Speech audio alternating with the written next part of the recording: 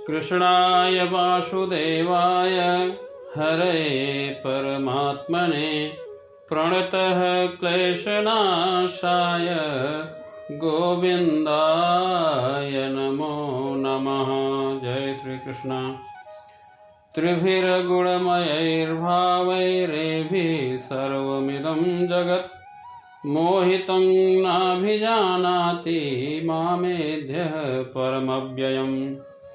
दैवी हेषा गुणमयी मम माया दुरत्यया मामेव ये प्रपद्यन्ते मायामेतां तरन्ति ते। न मां दुष्कृतिनो मूढाः प्रपद्यन्ते नराधमा माययापहृतज्ञाना आसुरं भावमाश्रिता।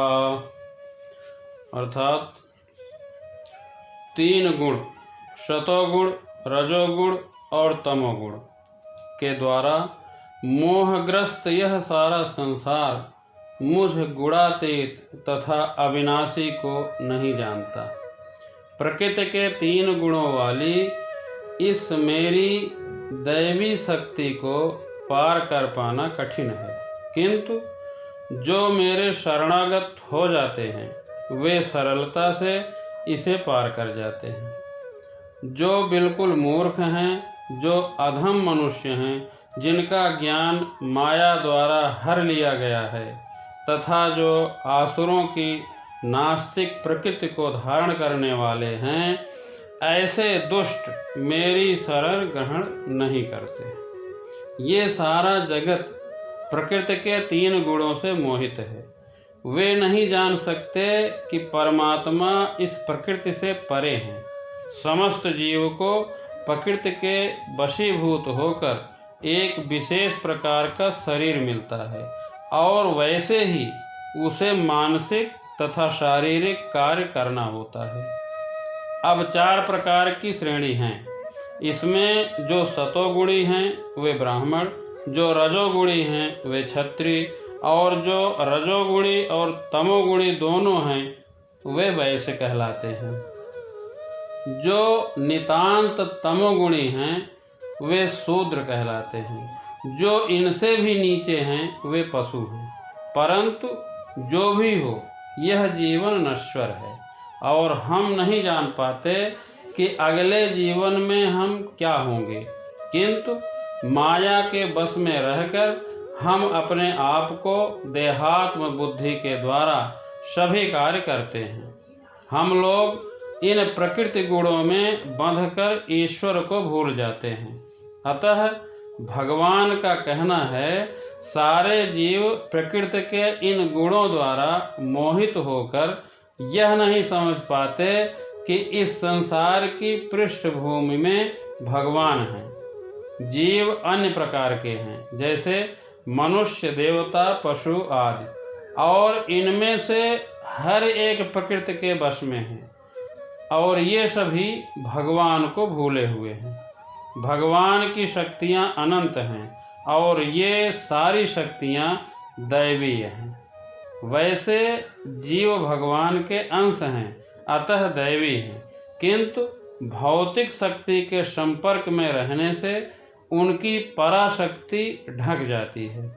इस प्रकार भौतिक शक्ति से ढके होने के कारण मनुष्य उसके प्रभाव का अतिक्रमण नहीं कर पाता। प्रकृति के चंगुल से छूट पाना बड़ा कठिन है। भले ही प्रकृति अपराशक्ति क्यों न हो, वेद में भी लिखा है कि माया मिथ्या या नश्वर है, किंतु माया की पृष्ठभूमि में परम जादूगर भगवान है, जो परम नियंता है। बद्ध जीव मोह रूपी रस्सी में बंधा हुआ है।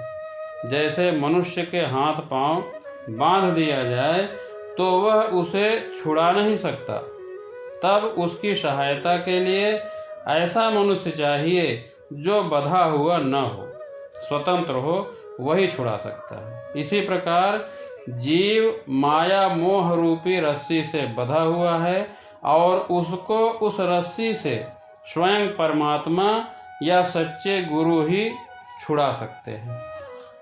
श्री भगवान की शरणागति से मनुष्य बड़े से बड़ा बंधन को छुड़ा सकता है।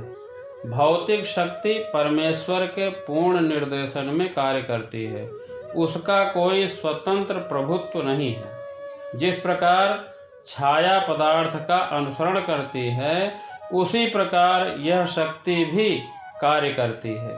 भौतिक शक्ति अत्यंत प्रबल है और नास्तिक अपने अनीश्वरवादी स्वभाव के कारण यह नहीं जान सकता कि वह किस तरह कार्य करती है, न ही वह परमेश्वर की योजना को जान सकता है।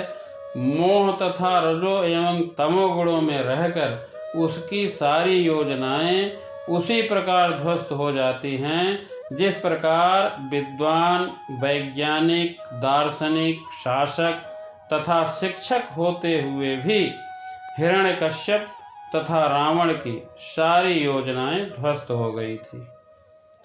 दुष्ट 4 प्रकार के होते हैं। पहला मूढ़, जो कठिन परिश्रम करके धन कमाते हैं और सारा लाभ स्वयं उठाना चाहते हैं, वे भगवान को उसे अर्पित नहीं करते। ऐसे लोग जो अपने द्वारा उत्पन्न कार्य से दबे रहते हैं और बोलते हैं कि मेरे पास समय कहाँ है। दूसरा नराधम, 84 लाख योनियों में 4 लाख मनुष्य योनि है। इनमें से अनेक निम्न मानव योनि है। जो मनुष्य सब प्रकार से उन्नत है पर जिनका कोई धर्म नहीं होता, वे नराधम माने जाते हैं। तीसरा वे हैं जिनका प्रकांड ज्ञान माया के प्रभाव से शून्य हो गया है।